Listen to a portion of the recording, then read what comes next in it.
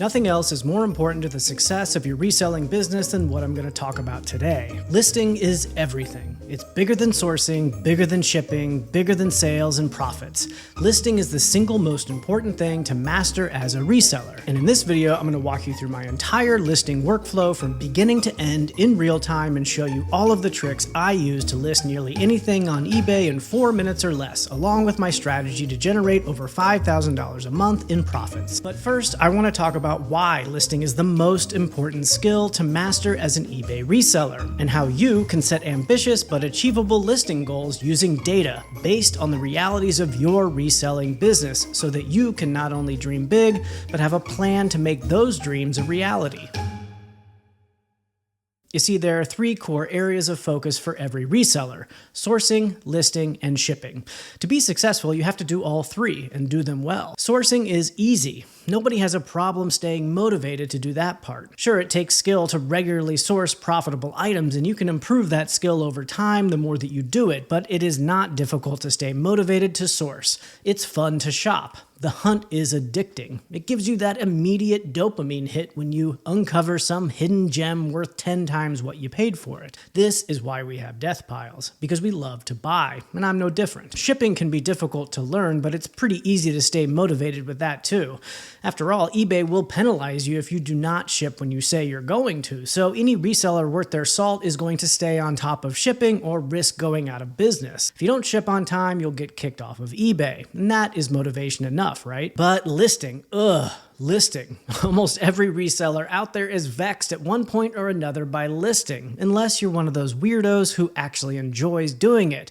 More power to you, but I am certainly not one of them. It's not fun like sourcing, and unlike shipping, there are no external consequences dangling over your head if you decide not to list something. And the dopamine hit only comes when you sell something, which could take days or weeks or even months after you list it. To be consistent with listing, you have to rely on good old-fashioned discipline, which can be hard to do for all of us. This is really why we have death piles. We love to buy, but hate to list. And that is the reason why listing is the most important thing to focus on as a reseller. In order to be successful, you must do everything you can to be a better, faster, more efficient, and consistent lister. If you can master listing, everything else will fall into place. Earlier I said listing was even more important than sales and profit. What did I mean by that? Well, if you want to be successful in reselling and make a ton of money like we all do, like any other business venture, you need to have goals and have a strategy to hit those goals. And while it's pretty easy to set a goal, many resellers don't bother. And many of those that do make an effort to set goals don't put enough time into thinking about how they are going to reach those goals. They don't build a strategy. They mostly think about how much money they want to make. They say, I want to make $5,000 a month, cross their fingers, and leave it at that. Don't get me wrong, setting goals for sales and income is important, of course. It's why we are doing this, after all, to make money, to free us from the shackles of working for someone else, to have financial freedom and time freedom without having to answer to anyone. But setting income-based goals is nothing without a strategy to achieve those goals. And the reality is, you don't have control over how much money you make and when in reselling. The money you make from reselling is detached from the actions that are necessary to generate that income. It's not as simple as pushing the more income button and getting a sale. It's much more complicated, obviously. You cannot strong-arm your way to sales. You can't drive to someone's house and force them to buy your vintage Leonard Skinner t-shirt or used knee brace. Your leverage as a reseller is listing. That's what you have control over. Listing is the primary action you take that will result in income generation, and therefore what your goal-setting focus should be on. There's a concept in business called the OKR, or Objective and Key Result. Those of you that already know what an OKR is are probably groaning right now. You were likely forced by your boss at some point to waste a bunch of time writing up OKRs that were never looked at ever again. But bear with me here. OKRs are way more powerful when you are the boss. So what are objectives and key results? An objective is what you want to achieve, an end goal. It's pretty easy to set an objective. Let's say you want to net $5,000 per month reselling. there's your objective. But as I said earlier, on its own, that is not very helpful. It only describes where you want to go, not how to get there. A key result is the metric by which you measure progress towards the objective. It helps you define what actions you must take in order to realize your objective. This is where goal setting for resellers tends to get a bit confusing. They think if I want to net $5,000 a month, then I just need to get more sales. Which is true, but how do you get more sales? By listing. In the world of eBay reselling, that is your North Star metric or key result by which you measure progress towards your objective. Not how much money you make, but how many new listings you create. You need to have listing goals. I know what you're thinking. Okay, fine, whatever. I need to set listing goals. I get it. Can you just show us your listing process now? And I'll get there, I promise. But before I give you the tools you need to list efficiently and consistently, I want those tools to be more effective by showing you how to set listing goals that are based in reality. Look, if you don't want to bother with setting listing goals, that's okay too. You can jump ahead to my process for listing at this time in the video.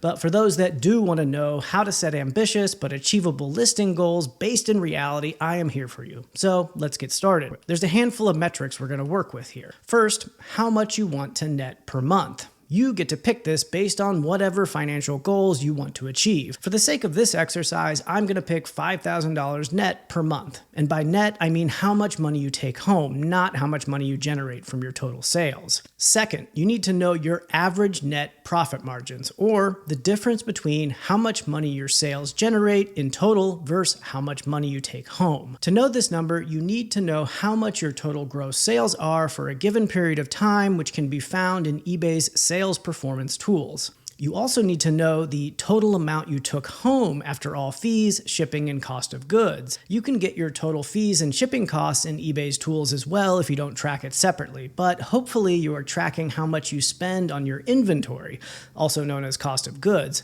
because eBay has no idea, and to understand true profit margins, you'll need to deduct that amount from your gross sales along with shipping costs, platform fees, and other related expenses. For this exercise, we're going to use 60% as our profit margins, which happens to be my own. That means for every $100 in gross sales I generate, I take home about $60 after all expenses like platform fees, shipping costs, and cost of goods. Next, you'll need to know your average gross sale price per item. This one's easy. It's your total gross sale amount from before for a given period of time divided by the total number of items sold. Again, we'll use my own data here. My average gross sale price per item is $33. Next, we need to know how much you have in active inventory currently, which is easy as well. Just check your active listing screen in eBay. Mine is 925. Finally, we need to know how much of your total inventory you sell per month on average as a percentage, known as your sell-through rate.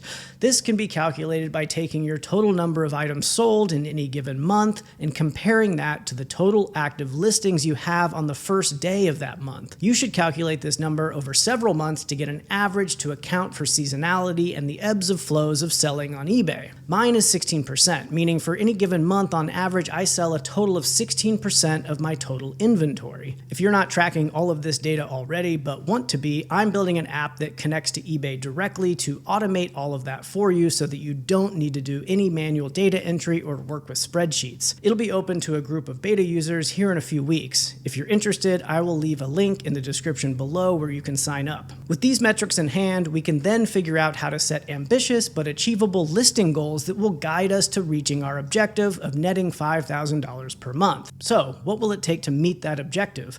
Well, we need to break it down and do a bit of math, unfortunately. Again, because I track all of my data, and you should too, I know that my average net profit margins are right around 60%. So if I want to take home $5,000 per month, I need to be selling about $8,400 in gross sales per month, because 60% profit margins on $8,400 is right around $5,000. Next, I also know that my average gross sale price per item is about $33. So $8,400 in gross sales divided by 33 is $255. This means I need to be selling 255 items at a $33 gross sale price on average per month to gross $8,400 and net $5,000 at 60% margins. Again, I can't force people to buy my stuff. I can only make sure I'm listing enough inventory to support the sales I need to meet my objective of netting $5,000 per month. In order to understand how much I need to be listing, I need to know how much of my total inventory I sell in any given month, or my sell-through rate. So far in 2023, on average, I sell approximately 16% of my total inventory each month.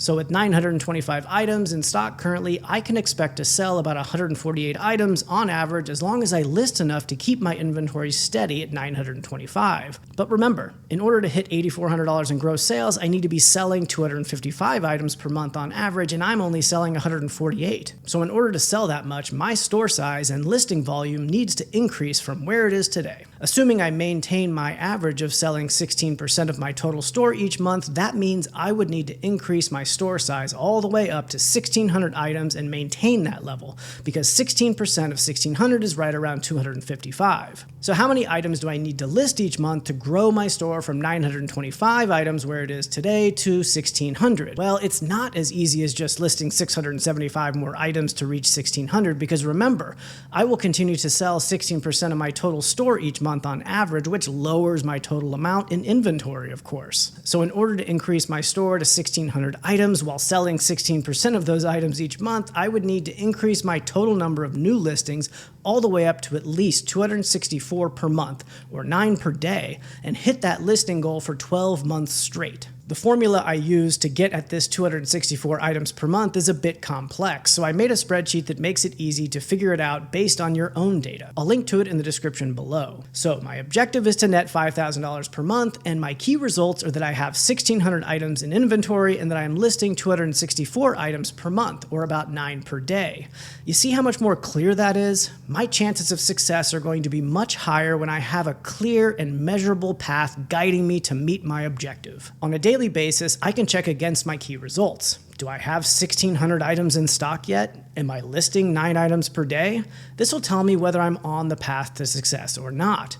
If I don't have 1,600 items in stock yet, or if I'm not listing 9 items per day, or 63 per week, or 264 per month, then I should not be surprised when I don't meet my goal. It's important to remember that we're working with averages here, and these calculations are never going to be perfect.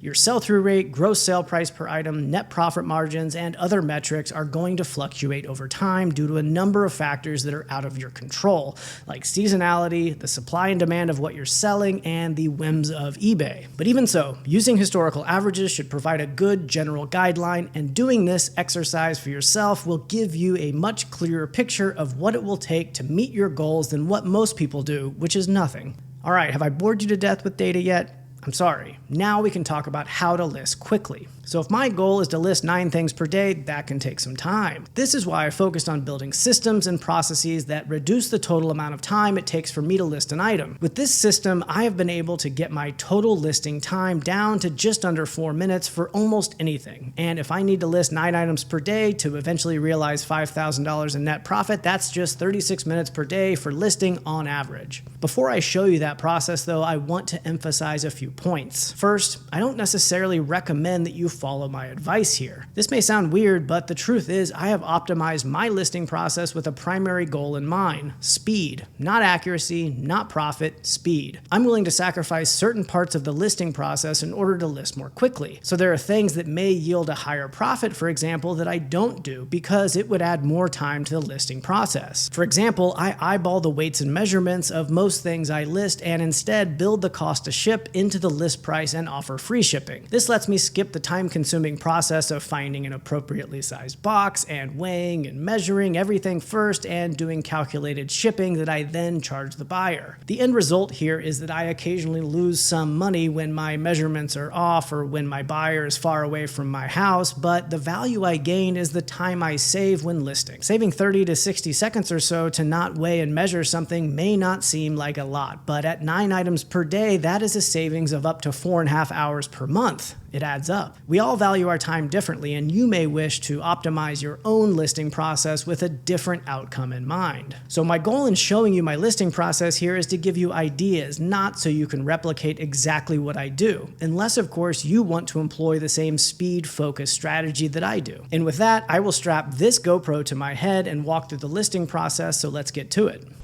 Okay, so we're gonna walk over from my desk to the unfinished basement, which is where I have all of my inventory stored. Alexa, basement lights on.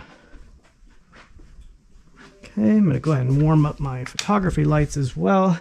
This shelf in the middle is my death pile. This is everything that needs to be listed. I'm gonna pick from here. I will take this guy here. I just bought this the other day.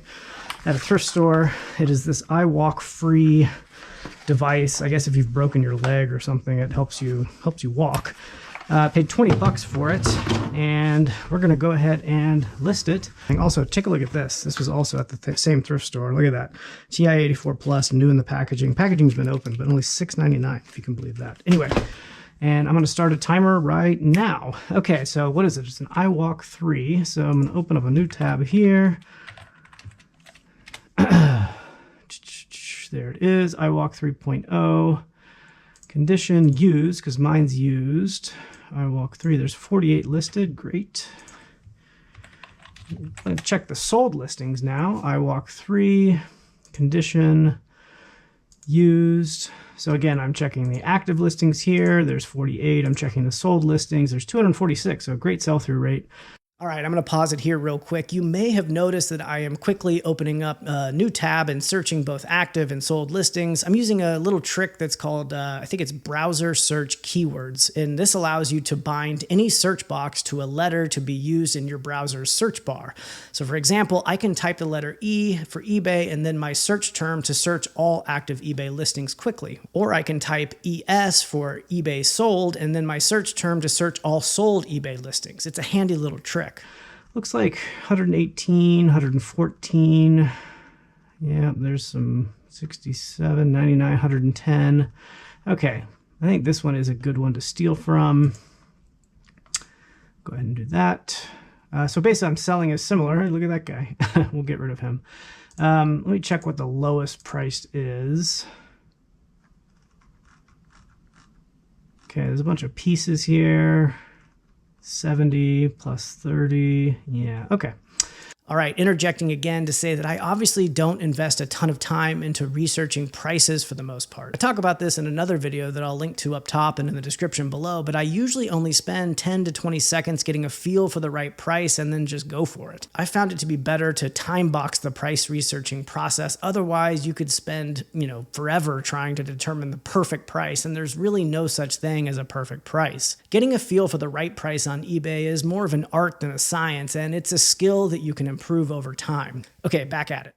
All right, so we're gonna go ahead and adjust this. I'm gonna take off lowest price because I don't know that I'll have the lowest price. That's a weird thing to put in the title anyway. Check this. This all looks good, good, good. This is a used. This is in good used condition. No major defects. Go. And for a description, I never put a description, so I just use standard insert. I have a template that I've written. Every single one of my listings has this same template. My price, I'm going to mimic that 115. Offers no, volume pricing no. I'm going to do free FedEx. It's going to be about 10 pounds. Oh, probably 30 by 30 by 30. Why not? So since I do free shipping, it doesn't matter what I put here. I do the calculations, the actual weight and dimensions when it actually sells. Just another quick note here on shipping. I have set up several of what eBay calls business policies that account for all of my different shipping and return options. This allows me to pick from a variety of shipping options without having to manually put in the information each time I list. On most items, to save time, I build the cost of shipping into the total price of the item and then offer free shipping like I did here. At the end of the day, any given item has a total value that a buyer is willing to pay, and that includes the cost to ship. So whether you charge for shipping separately or build it into the cost and offer free shipping is more of a matter of preference. Listing ad rate, I do promote everything at 2%, so let's go ahead and change that, and I'm going to save for later as a draft. Now I'm going to pop over here to my listing, or my photography. I'm going to record on my phone so y'all can see what I'm doing here. Okay. Open up the app. So I just saved it on the desktop as a draft. So I'm opening it up, that draft here. There it is. And I'm going to start taking pictures to replace that goofy guy. Okay, it's actually, let's see, I'll get a top down here. There we go for the first photo. When I was sourcing this at the thrift store, I noticed this bottom piece was a Vibram. And Vibrams are really good, like not shoe brand, but they make the soles of shoes. And it's a really good brand. So that's what clued me in that it was probably worth some good money. Go ahead and take a picture of that. There's some other markings here I want to take a picture of right there. Probably also get some pictures of the Yeah, this part here, just to show it nice and clean. Another piece here, nice and clean. And yeah, maybe we'll get that piece right there as well. Okay, done. These are gonna upload. Meanwhile, I'm gonna take this over to my inventory, find a place for it. Not a really good place to put it. This thing's pretty big. I'll put it up here. It's I5. I5 on my shelf, so hit done. Now I'm gonna review this as I'm walking back over. Good, no offers, everything looks good. Yes, list your item. As that's listing, I'm gonna go ahead and pull up my active listings to make sure everything looks okay. And we're done, we're live. So there you have it. That listing took me 3 minutes and 39 seconds or so to research, price, build the listing, photograph, and publish. Also, when I'm listing not for the purposes of making a video like this, I do so in batches. I grab 5 things, do the research for all 5, and then I create listings for all 5, and then I take photos for all 5. This means I can typically bang out 5 listings in about 20 minutes. But of course, not every single item is going to take the same amount of time. Some might be a little faster, some might be a little slower. If your items require extensive testing, research, or cleaning, it's going to add to the time it takes to list. Keep that in mind when you're outsourcing. Don't just think about how much money you're going to make on it, think about how much time it's going to take you to send it through the listing and shipping process. I regularly pass on items that will require extensive cleaning or testing, even if I can make a few bucks off of it. Do you have any listing tips and tricks that you can share with the community? Let us know in the comments below, and thank you for watching.